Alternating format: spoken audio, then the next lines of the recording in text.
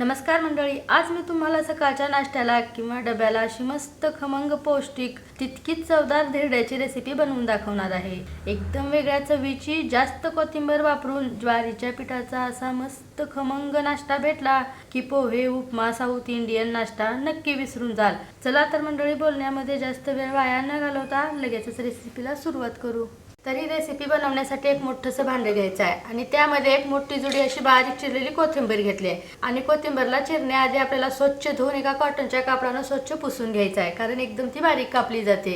आता याच्यामध्ये आपल्याला पाव चमचा हळद पावडर वापरायचं आहे आणि सोबतच अर्धा ते 1 चमचा मीठ वापरायचं आहे। आता या दोन्ही जिन्नसांना आपल्याला हातानेच कोथिंबीरमध्ये एकजीव करायचा आहे, कारण असे केल्यामुळे कोथिंबीरला आणखीन चांगली चव येते। आता मार्केटमध्ये कोथिंबीर जास्त प्रमाणात येते। सतत कोथिंबीर पासून तळलेले पदार्थ म्हणजेच की कोथिंबीर वडी बनवण्यापेक्षा मस्त असे खमंग कोथिंबीरचे धिरडे एकदा करून तर बघा, पोहे उपमा नक्की विसराल। आता सर्व जिन्नस चांगल्या प्रकारे एकजीव करून घेतलेले आहेत, तर थोडा वेळ याला पाणी सुटेपर्यंत आपल्याला असंच ठेवायचं आहे। आता आपला नाश्ता खमंग होण्यासाठी आपल्याला एक वाटण बनवायचं आहे। त्यासाठी मी इथे छोटंसं मिक्सरचं भांडं घेतलेलं आहे आणि त्यामध्ये 5 ते 7 हिरव्या मिरच्या घेतलेल्या आहेत। तिखट तुम्ही तुमच्या आवडीनुसार कमी किंवा अधिक करू शकता।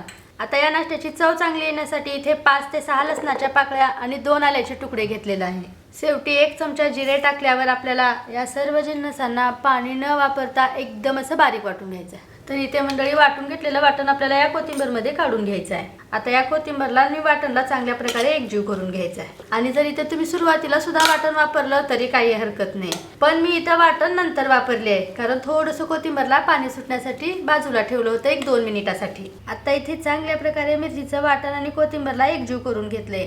आता यामध्ये आपल्याला पीठ मिक्स करायचं आहे। त्यासाठी इथे 1 वाटी ज्वारीचं पीठ घेतले। पिठाला न चाळताच घ्यायचं आहे आणि यासोबतच पिठाला चांगली अशी बाइंडिंग येण्यासाठी आणि नाश्त्यामध्ये कुरकुरीतपणा येण्यासाठी पाव वाटी बारीक रवा घ्यायचा आहे। तुमच्याकडे जर जाड रवा असेल तर थोडंसं मिक्सरला फिरवून घेतलं तरी चालेल।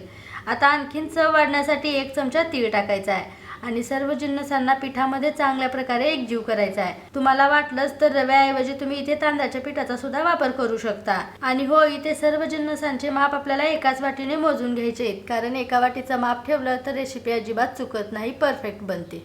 तर इथे तुम्ही बघू शकता पिठामध्ये कोथिंबीर आणि सर्व जिन्नस चांगल्या प्रकारे एकजीव करून घेतलेले आहेत। आता यामध्ये आपल्याला पाणी वापरायचं आहे, पण पाणी एकदम वापरायचं नाही। आपल्याला असं थोडं थोडं पाणी वापरून मीडियम कन्सिस्टन्सीचं बॅटर बनवून घ्यायचं आहे आणि गुठळ्या अजिबात होऊ द्यायच्या नाहीत। गुठळ्या मोडत मोडत आपल्याला एकजीव करून घ्यायचं आहे। तर इथे थोडं थोडं पाणी वापरून मी असं गुठळ्या मोडत मोडत मीडियम कन्सिस्टन्सीचं असं बॅटर तयार केलेलं आहे। आणि आता इथे रवा वापरलेला आहे। रवा चांगल्या प्रकारे सेट होण्यासाठी म्हणजे भिजण्यासाठी आपल्याला 5 मिनिटापर्यंत बॅटरला सेट होण्यासाठी ठेवायचं आहे। तर इथे 5 मिनिट झालेले आहेत, झाकण काढायचं आहे आपल्याला। आता बॅटरला चांगल्या प्रकारे असं ढवळून बघायचं आहे, कारण की पाणी वरी बसतं आणि पीठ खाली राहतं, त्यामुळे असं चांगल्या प्रकारे ढवळून घ्यायचं आहे। आता इथे आपल्याला थोड्याशा भाज्या वापरायच्या आहेत, म्हणजे मी 2 प्रकारच्या भाज्या घेतलेल्या आहेत।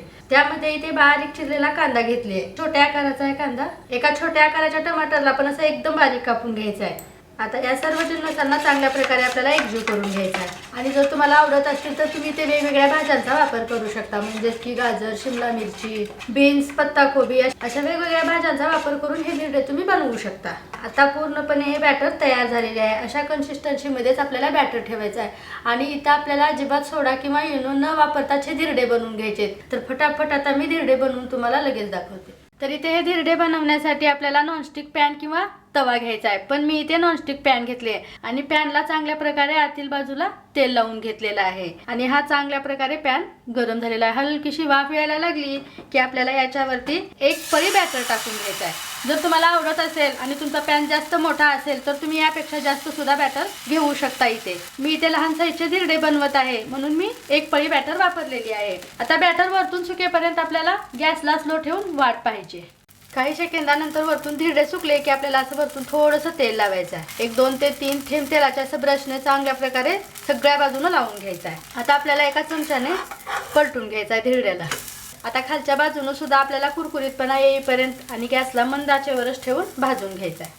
आता 1 मिनिटापर्यंत दोन्ही बाजूने आलटून पलटून कुरकुरीतपणा येईपर्यंत मी भाजून घेतलेला आहे धिरड्याला आणि जर तुम्हाला आवडत असेल तर आणखीन कुरकुरीतपणा येईपर्यंत तुम्ही याला भाजून घेऊ शकता।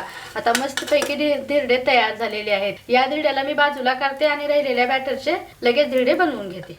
1 जुडी कोथिंबीर व 1 वाटी ज्वारीच्या पिठाने असे 7 ते 8 मध्यम टाईपचे मऊ लुसलुशीत हलकेसे कुरकुरीत पौष्टिक व तितकेच चविष्ट धिरडे तयार झालेले आहेत। याला तुम्ही चटणी किंवा दही किंवा असंच खाल्लं तरी टेस्टला एकदम बेस्टच लागतात।